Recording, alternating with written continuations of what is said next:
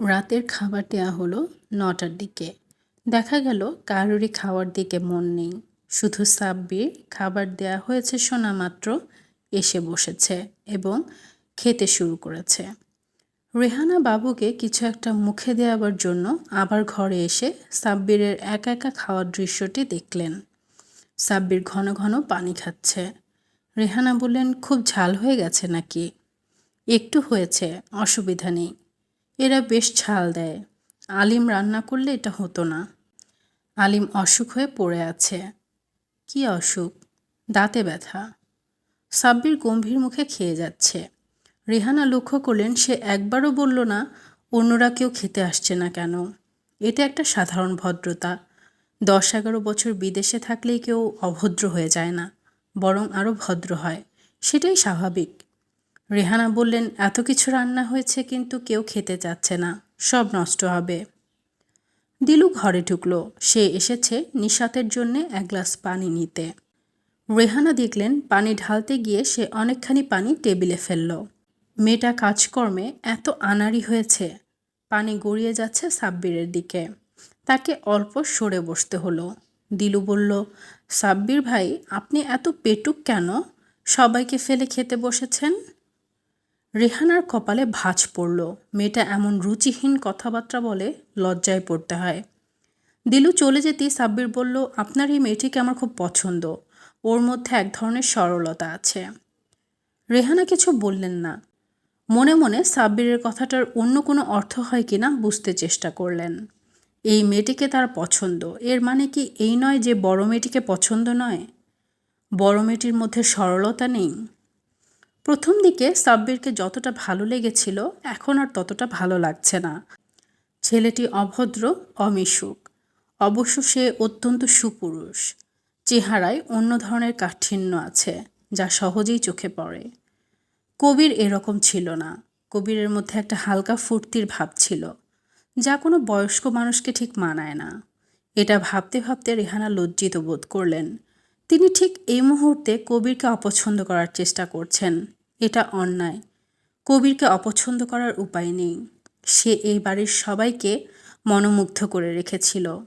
ওসমান সাহেব, যিনি পৃথিবীর কোনো কথাই প্রায় বিশ্বাস করেন না, তিনি পর্যন্ত কবিরের প্রতিটি কথা বিশ্বাস করেছেন।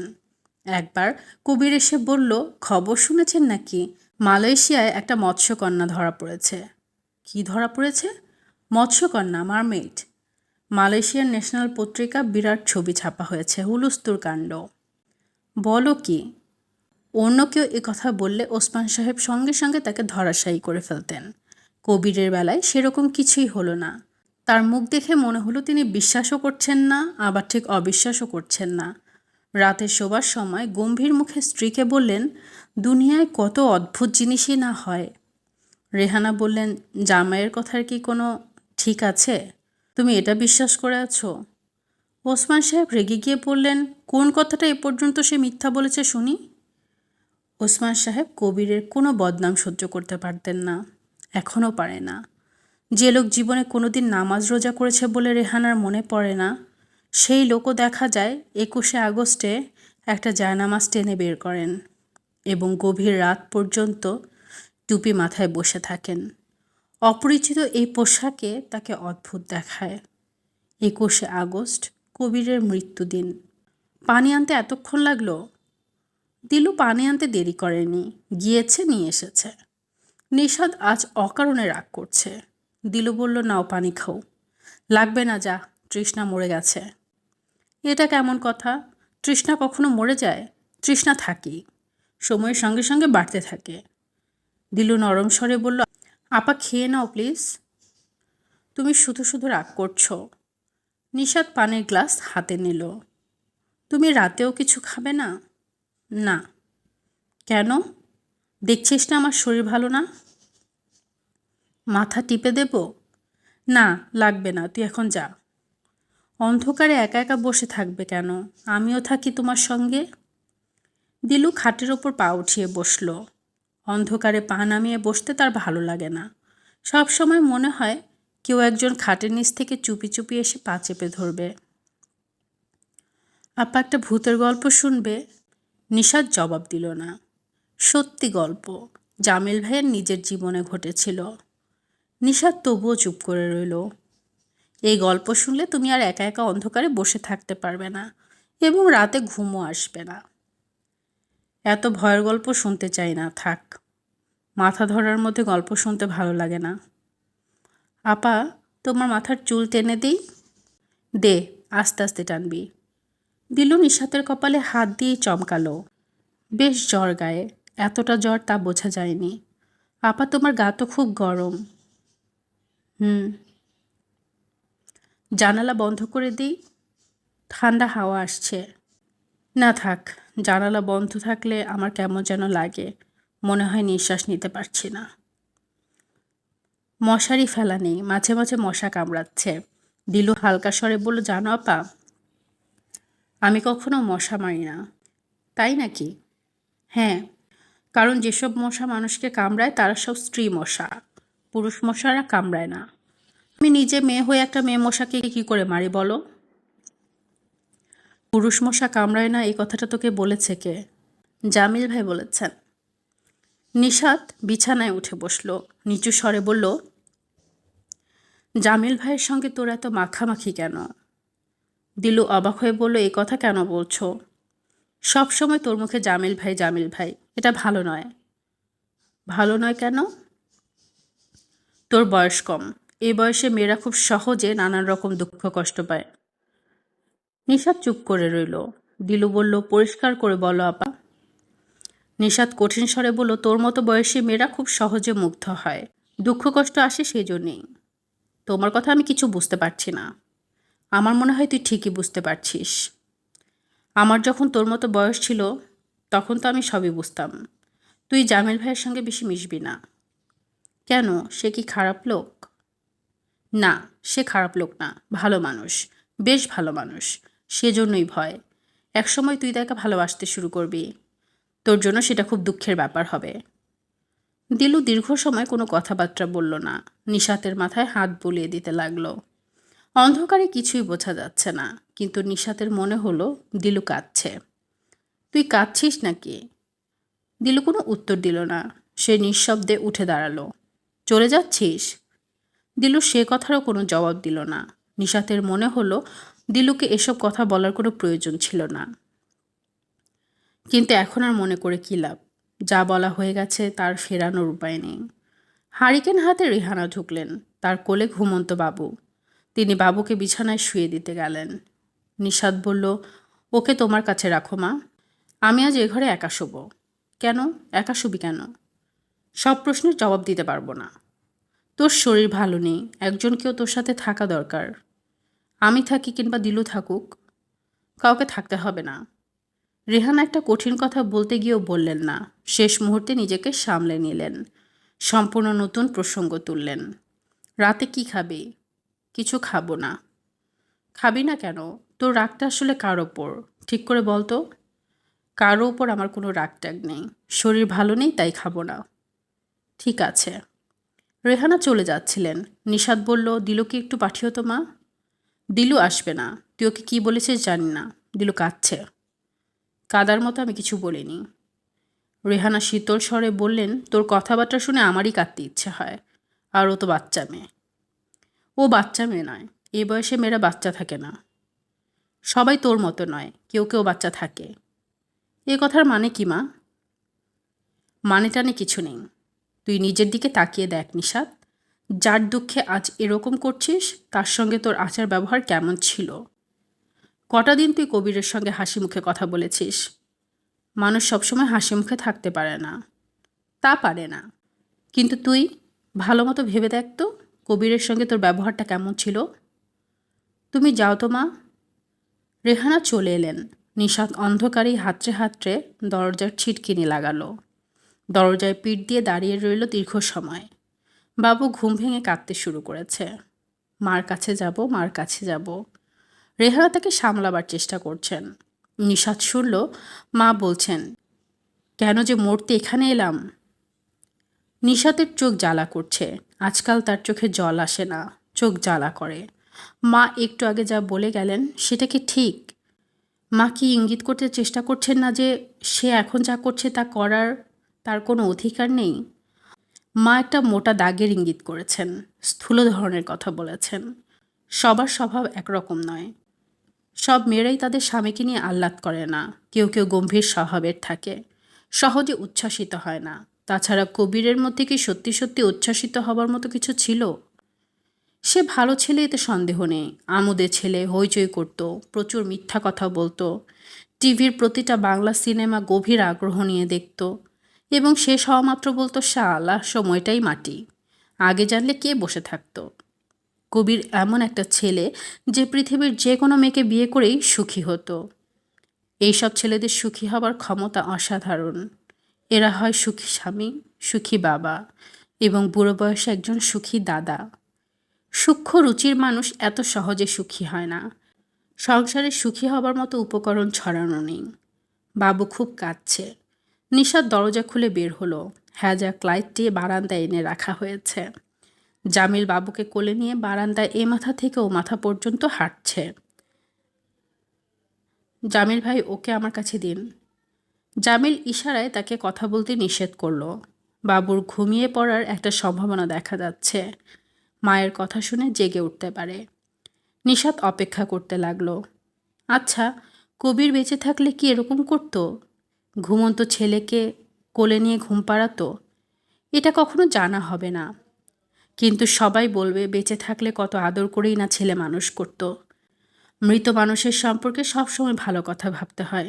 মৃত মানুষদের বয়স কখনো বাড়ে না। নিশাত এক সময় বুড়ো হয়ে যাবে, কিন্তু কবিরের বয়স ২৭ বছরেই থেকে যাবে।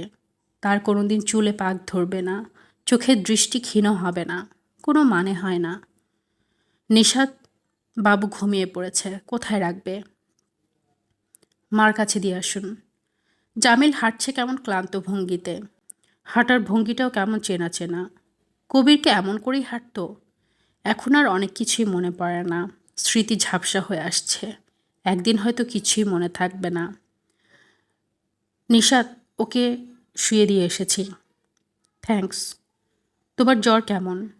আমার জ্বরের খবর মনে হচ্ছে দিকে দিকে ছড়িয়ে পড়েছে। জামিল তাকালো তীক্ষ্ণ দৃষ্টিতে। মৃদু স্বরে বলল, বেড়াতে এসে অসুখে পড়াটা খুব খারাপ। আমি বেড়াতে টেড়াতে আসিনি, সবাই এসেছে বাধ্য হয়ে আমিও এসেছি।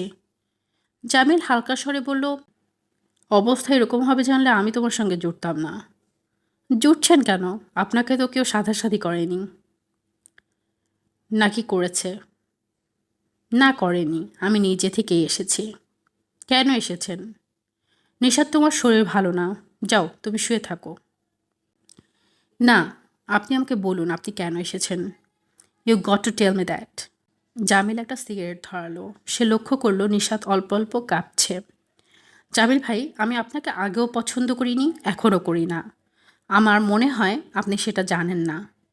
নিশাত, যাও ঘুমোতে যাও। ওসমান সাহেব অবাক হয়ে উঠে এলেন। এই নিশাত, কি হয়েছে? কিছু হয়নি বাবা। জামিলকে কি বলছিলি? কিছু বলছিলাম না।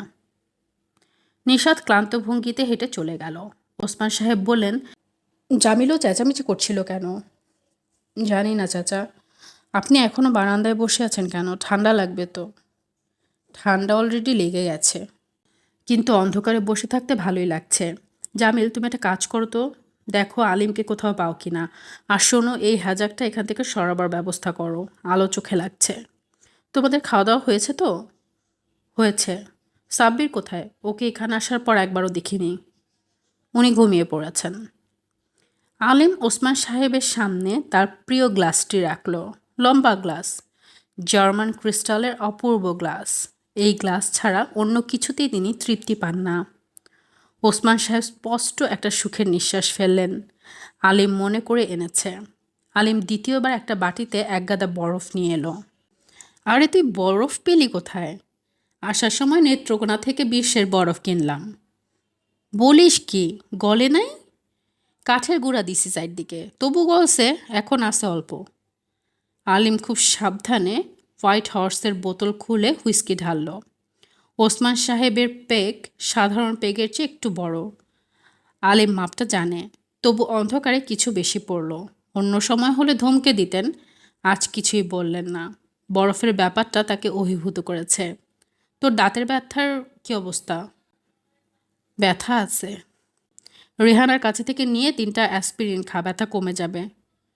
আলিম কথা বলল না। ওসমান সাহেব দরাজ গলায় বললেন, তোর এখানে থাকার দরকার নেই, যা শুয়ে পড়। স্যার আপনি ঘরে বসেন, বাইরে ঠান্ডা।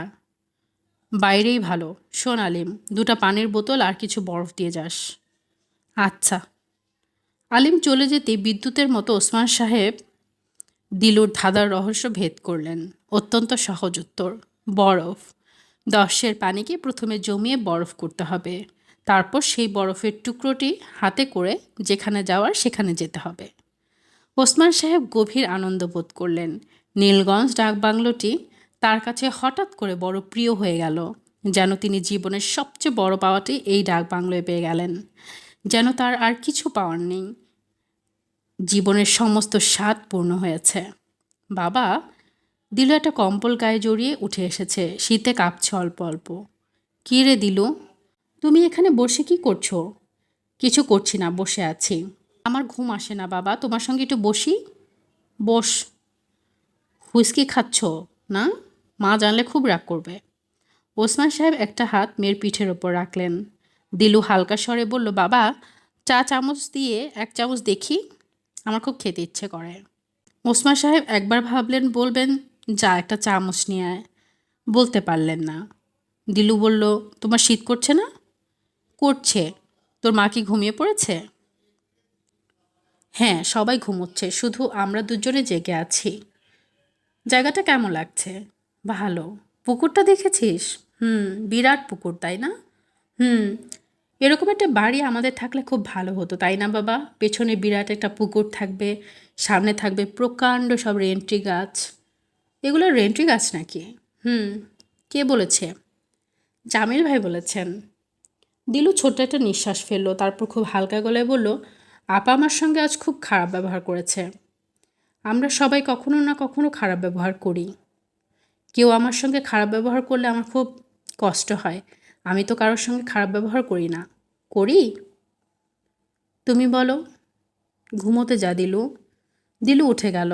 ওসমান সাহেবের হঠাৎ মনে পড়ল, আরে তাই তো, ধাঁধার উত্তরটা তিনি জানেন, এটা দিলুকে বলা হলো না। উঠে গিয়ে ডাকবেন নাকি? কিন্তু তার উঠতে ইচ্ছা হচ্ছে না। দিলু ঘুমিয়েছে নিশাতের সঙ্গে। প্রকাণ্ড একটা খাট, খাটের নিচে আলো কমিয়ে হারিকেনটা রাখা, ঘরময় আবছা অন্ধকার। পায়ের দিকের জানালার একটা কাঁচ ভাঙা, সেই ভাঙা গোলে শীতের হাওয়া আসছে। 2টি কম্বল আছে গায়ে, তবু শীত মানছে না। দিলু নিশাতের দিকে আরও একটু সরে এলো। নিশাত শীতল স্বরে বলল, গায়ের ওপর এসে পড়ছো কেন দিলু? সরে শো। এত ঘেঁষাঘেঁষি আমার ভালো লাগে না। দিলু অনেকখানি সরে গেল। পাশের ঘরে বাবু কাঁদছে। বিড়বিড় করে কী সব যেন বলছে, বোঝা যাচ্ছে না।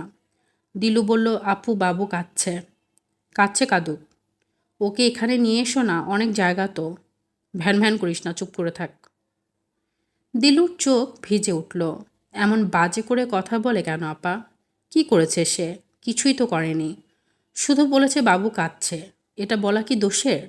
দিলু কম্বলের ভেতর মাথা ঢুকিয়ে ফেলল। সেখানে গাঢ় অন্ধকার। বাবুর কান্নার শব্দ সেখানে যাচ্ছে না। অন্ধকার দিলুর ভালো লাগে না। অন্ধকারে তার মৃত্যুর কথা মনে হয়। দাদিজান মারা যাবার সময় থেকেই তার এরকম হয়েছে। দাদিজান মারা গিয়েছিলেন রাত 9টায়। সবাই যখন কান্নাকাটি করছে, তখন হঠাৎ কারেন্ট চলে গেল। কি ভয়াবহ অবস্থা! সবাই কান্না থামিয়ে মোমবাতি মোমবাতি বলে চেঁচামেচি শুরু করলো। দিলু বসেছিল সোফায়। হঠাৎ তার মনে হলো দাদিজান যেন উঠে আসছেন তার দিকে। কি অবস্থা! ভাগ্যিস বাবা তখন লাইটার জ্বালিয়ে দিলুর পাশে এসে বসলেন। নিশাত মৃদু স্বরে ডাকল, দিলু, ঘুমিয়ে পড়েছিস? দিলু জবাব দিল না। নিশাত কম্বলের ভেতর হাত ঢুকিয়ে দিলুকে কাছে টানল। কাঁদতে কাঁদতেই ঘুমিয়ে পড়েছে মেয়েটা। এত অভিমানী হয়েছে কেন? নিশাতের ইচ্ছা হলো দিলুকে ডেকে তুলে খানিকক্ষণ গল্প গুজব করে। সে আবার ডাকল, দিলু, আয় পাগলি। দিলুর ঘুম ভাঙল না। নিশাত ছোট্ট একটা দীর্ঘ নিঃশ্বাস ফেলল। আর ঠিক তখন জামিলের হাসির শব্দ শোনা গেল। কি আশ্চর্য অবিকল কবিরের মতো ঘর কাঁপিয়ে হাসি! জামিল ভাই তো এরকম কখনো হাসেন না। তার সব কিছুই মাপা, এবং কোনো কিছুর সঙ্গেই কবিরের কোনো মিল নেই। তবু আজ এরকম মিল পাওয়া গেল কেন? নাকি সব মানুষের মধ্যে অদৃশ্য কোনো মিল আছে? রাত বাড়ছে, বাবু কাঁদছে না। চারিদিকে শুনশান নীরবতা। নিশাত হাত বাড়িয়ে দিলুকে কাছে টানল। দিলু ঘুমের মধ্যেই হাসছে। কোনো মিষ্টি স্বপ্ন দেখছে হয়তো। কতদিন হয়ে গেল নিশাত কোনো মিষ্টি স্বপ্ন দেখে না।